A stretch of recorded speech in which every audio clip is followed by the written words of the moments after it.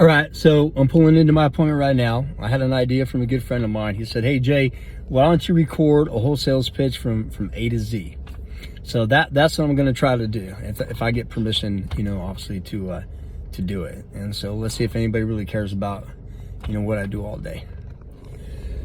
All right, well, I'm confident enough that I'll even share my losses with you guys. That's okay.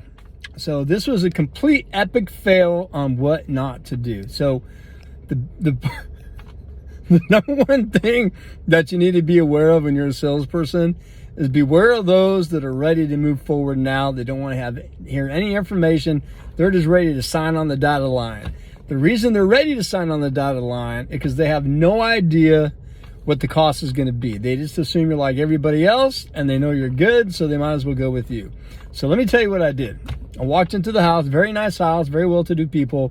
First thing they told me is, "Hey Jay, we referred to you by somebody else.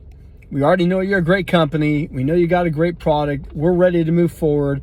We also heard you have a very long sales presentation. And is there anything that we could do to skip all that and get right to the point?" Now, all the years I've done sales taught me one thing, and that is to deaf ear what they just said and go A to Z my full presentation. But it's hot. I'm tired. I've seen dollar signs. And what did I say? Hell yeah, let's get right to the point. So great people, great conversation. We had laughs, talked about kids, my kids, their kids.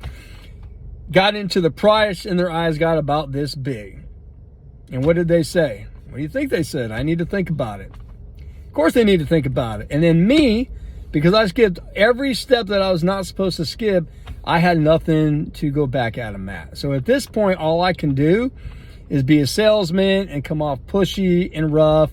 And very seldom does it ever end well that way. Whereas if I wouldn't have skipped all my steps and I would have got all my commitments and built value and got all my tie downs, then right now when they said they need to think about it, then we could kind of rehash everything that we've already went through, and it would have been a very easy close, and the natural end of that would have simply just been signing the contract.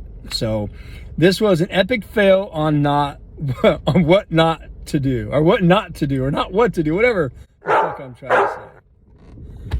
So here's the good news about all this. Is my next appointment, if I was a betting man, I'd bet 90% that I'm going to effectively close the sale. And we'll just chalk this one up as, what not to do and move forward. So I hope you guys are out there doing something productive. I hope you're selling something. And I hope you're not skipping the steps. Don't skip it. Use your script.